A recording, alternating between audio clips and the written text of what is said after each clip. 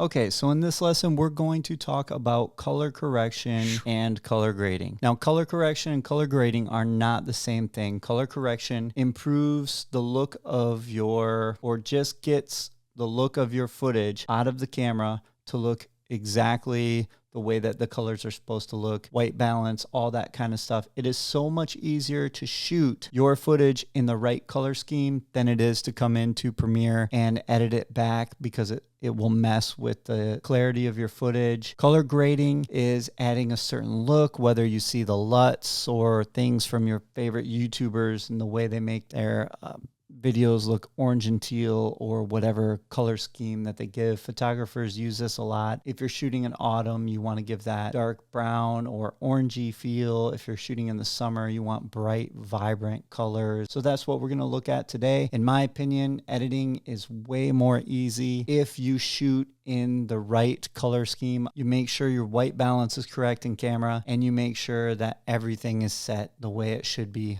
before you film the clips. But let me show you how to do it in Premiere. So there's a specific way here that you can do this. First things first, we're going to open up the color workspace, and how we're going to do that. We're going to go to Window, we're going to go to Workspaces, and we're going to slide on over here to Color. Once we click on Color, it's going to pull up Lumetri Scopes over here on the left, and then you can see over here on the right hand side, you get these beautiful options as well. So one of the main things you want to do is make sure that your white balance is good. So right here, you can do it automatically. And with white balance, you're going to click on this dropper tool. You're going to find a place that should look white to the natural eye. You're going to click that, and you can see it gives my skin tone some colors. I think this color correction is pretty good, but we don't want anything touching this bottom line, and we don't want anything touching this top line. We want them about at this line.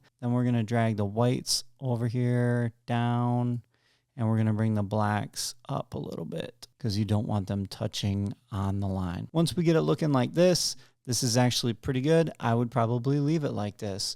This is all that you're going to do when you're doing color correction.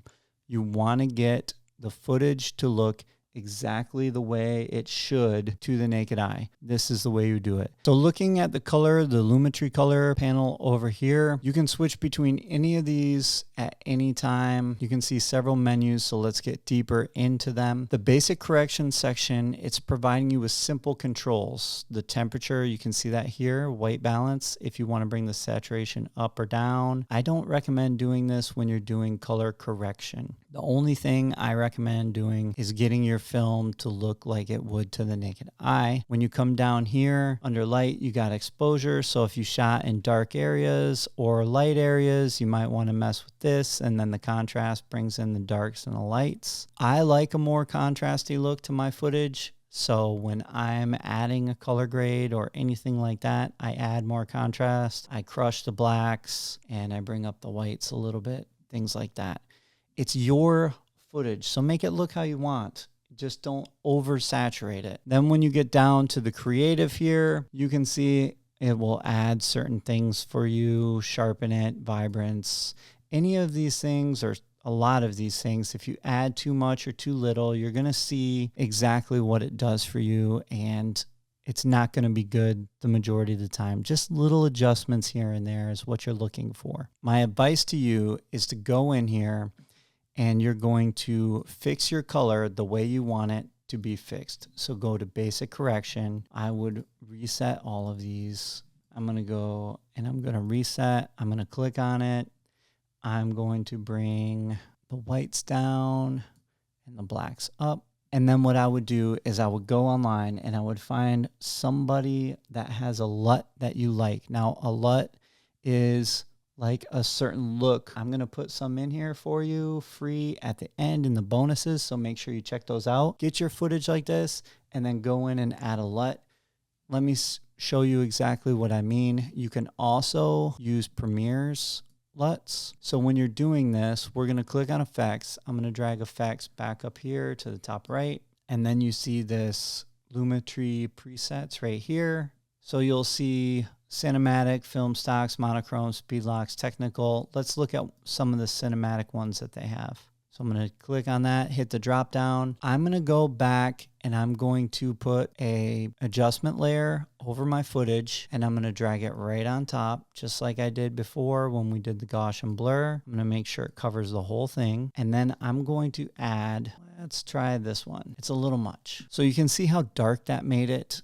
But you can pick between any of these. I'm going to hit Command Z. You can hit Control Z if you're on Windows, and you can see how they look. We don't want faded film, CineSpace. This is kind of cinematic here. So if you play it, you'll see, and that gives it that special kind of look that you're looking for. Down in the bonus, you will see some presets, some LUTs for you to mess around with and put on your film, and they're all there for you. Hopefully you got something out of this video. If you have any questions, please let me know, and I will see you in the next one.